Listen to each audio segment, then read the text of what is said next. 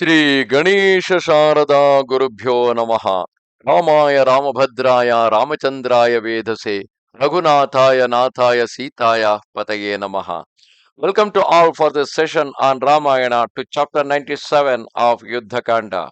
In the previous chapter, we saw finally, after hearing the cries of the Lankans over the death of so many titans, finally Ravana decided to go himself into the warfield and ask his people to assemble the entire army and drive it towards the warfield. And a huge army consisting of crores of soldiers with their chariots, elephants, and horses, they marched into the warfield along with Ravana. The mutilated corpses of the monkeys, because Ravana was causing a great havoc in the Vanara army.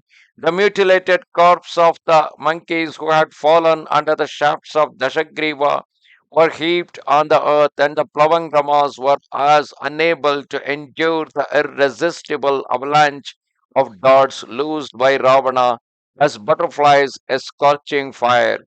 Tormented by those sharp arrows, they fled streaming like elephants enveloped in flames, and Ravana advanced in the fight, scattering them with his darts as the wind disperses the clouds. Having in his fury exterminated those inhabitants of the woods, that Indra among the Titans rushed on to find Raghava.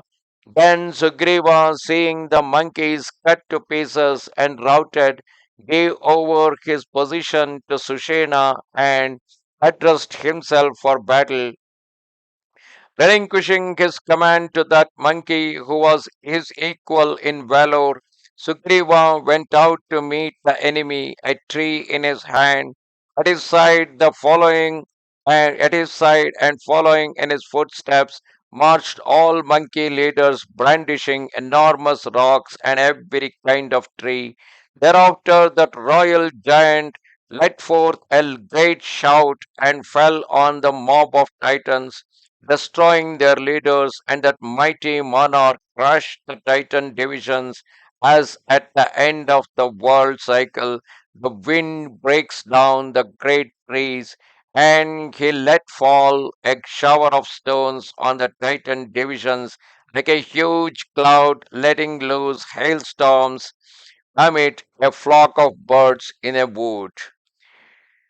So under the avalanche of stones loosed by the king of the monkeys, the titans, their heads to shorn of their ears, fell like crumbling mountains, and while the titans were being overthrown by Sugriva, who was crushing them as they fell, they cried out. Then Virupaksha, armed with his bow, proclaiming his name, leaped down from his chariot, and that indomitable titan mounted an elephant, and advancing thereon, and he, full of vigor, let forth a terrible cry and hurled himself on the monkeys.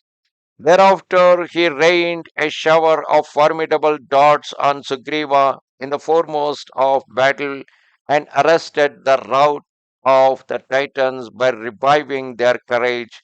Riddled with wounds from the sharp arrows of the Titans, that Indra of monkeys, howling with rage, resolved to slay him, and brandishing a tree, that valiant and indomitable monkey leaped forward and struck the huge head of his adversary's elephant, and under the virulence of that blow, the great tusker sank down, emitting loud cries.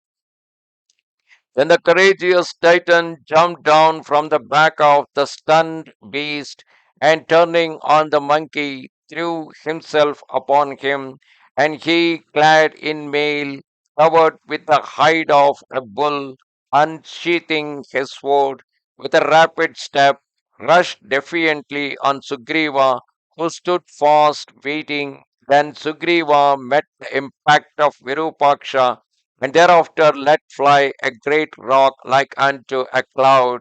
Whereupon the lion among the Titans, seeing the stone falling, jumped aside, and full of valor struck the monkey with his sword.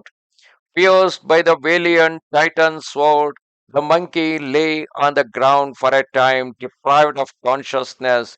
Then, suddenly rising to his feet in the great struggle, he whirled his fist round and round, bringing it down violently on the Titan's chest. Wounded by his blows, the Night Ranger, enraged with his sword, severed Sugriva's armor in the forefront of battle, and under the shock he fell to his knees. Thereupon the monkey, picking himself up, gave the Titan a terrific blow that resounded like thunder. But Virupaksha evaded it skillfully and with his fist struck Sugriva on the chest. Thereafter the monkey king waxed even more furious, and seeing that the Titan had parried his thrust, sought an opportunity to attack him. In his rage, he struck him a violent blow on the temple, like unto Indra's thunderbolt, which felled him to the earth. And the blood flowed from his mouth, covering him like water from a mountain torrent. Rolling his eyes in fury, foaming at the mouth and bathed in blood, he seemed more misshapen than ever, and the monkeys beheld their enemy covered with blood, trembling and rolling from side to side, emitting plaintive cries. Meanwhile, the two valiant armies of monkeys and titans who were fighting one another began to create a terrible uproar, like two seas that had burst their banks. In the presence of the all powerful titan who had been slain by the monkey, king of the monkeys, the varied multitude of monkeys and titans resembled the Ganga in flood. Thus come to the end, chapter 98, 97 of Yuddha Kanda in Ramayana. Namaste Sharada Devi, Kashmira Puramasini, Tvamaham Prarthaye Nityam, Vidya Danancha Dehime. Goodbye.